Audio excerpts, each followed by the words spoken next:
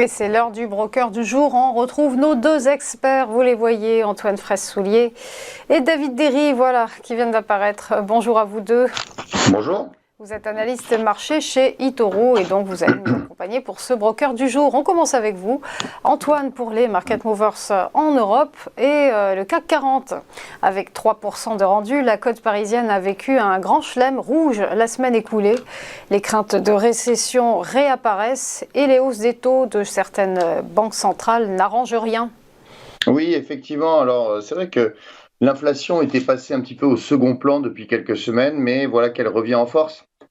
C'est notamment le cas, par exemple, au Royaume-Uni, où elle est ressortie au-dessus des attentes. Et en conséquence, certaines banques centrales, donc la Bank of England, la Banque centrale norvégienne, suisse et turque, ont augmenté leur taux la semaine dernière. Donc, ça remet une couche dans eh bien, ce scénario de hausse de taux avec une inflation durable. Et par-dessus le marché, effectivement, ces risques de récession, puisque les PMI manufacturiers sont ressortis au plus bas depuis plusieurs années. Et par conséquent, eh bien, on a des marchés globalement qui se sont repliés, et notamment le CAC 40 qui a perdu plus de 3% la semaine dernière. Alors, maintenant, si on regarde un petit peu graphiquement, eh bien, on voit que ce CAC est revenu tester un niveau de support à 7100 points. Ça a été un point d'appui pour repartir à la hausse hier en fin de journée et ce matin. Mais est-ce que ce rebond est durable, sachant qu'on va rentrer dans une période de saison estivale, donc avec peu de volume, il est possible que, si je devais me mouiller, il est possible quand même que le CAC poursuive un petit peu sa correction. Alors les niveaux ensuite, c'est très simple, on a le niveau psychologique des 7000 points. Et si ça devait casser ces 7000, on aurait le point bas du mois de mars, durant la crise bancaire américaine, qui se situe à 6800 points. On n'en est pas encore là, mais quand même une certaine prudence sur l'indice français. Alors, pas trop de prudence en revanche avec Trigano. Le chiffre d'affaires est en hausse de 12% au T3. Cela représente 1 milliard sur un an. La production de camping-car est au beau fixe, il faut dire. Oui, effectivement, pour Trigano, c'est été des chiffres qui sont plutôt bons, même si la réaction ce matin en bourse est très négative, puisque le titre perd quasiment 8% ce matin là, à l'ouverture.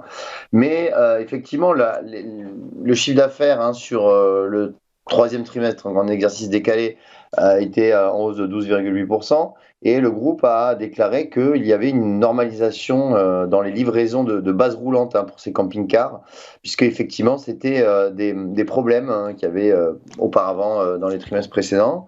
Le groupe est aussi en négociation exclusive pour l'acquisition de 70% d'un de ses concurrents qui s'appelle ADS Loisirs, qui est un distributeur de camping-cars dans l'agglomération rennaise. Et donc, Trigano poursuit sa croissance externe. En revanche, eh bien, effectivement, quand on regarde graphiquement, on voit que justement, eh bien là, cette baisse à l'ouverture est quand même préjudiciable. Puisque maintenant on revient sur des niveaux d'il y a à peu près un mois. Voilà, donc la tendance elle est neutre sur Trigano, comme vous pouvez le voir. On est vraiment dans une tendance neutre. Et c'est vrai que cette ouverture est plutôt négative pour le titre Trigano. Donc attention, pas tant d'optimisme que ça à suivre. Oui.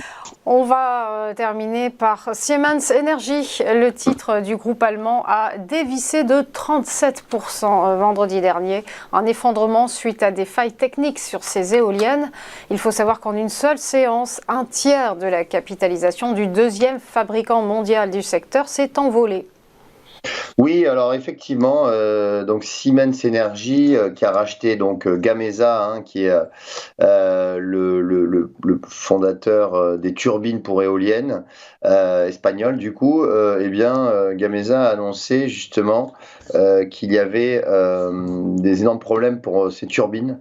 Ça va probablement affecter entre 15 et 30% de toute sa production, donc c'est assez important, d'où la réaction extrêmement négative sur le titre Siemens Energy.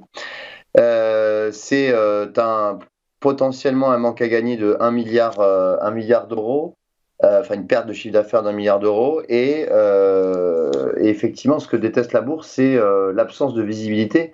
Et pour l'instant, on ne sait pas du tout justement le nombre de turbines qui pourraient avoir un problème. C'est même problème de conception, carrément au départ donc de la fabrication. Et donc, ce manque de visibilité a engendré une chute vertigineuse du titre, qui est donc passé de 23 à 14,40 €. Et maintenant, on revient sur des niveaux justement de novembre 2022. Alors, maintenant, c'est vrai que pour l'instant qu'on ne sait pas quel est l'impact financier, on peut continuer à baisser, effectivement, sur le titre. Après, c'est vrai que c'est le secteur des éoliennes, un secteur qui est quand même très porteur. Et par conséquent, on peut se dire, alors bien sûr à prendre avec des pincettes, que cette chute pourrait être une opportunité pour entrer à moyen long terme. Pour l'instant, on ne connaît pas, comme je le disais, l'impact financier. Donc par conséquent, on va attendre, mais on va suivre de très près ce titre qui a fortement chuté, donc pourrait constituer aussi un bon point d'entrée pour du long terme.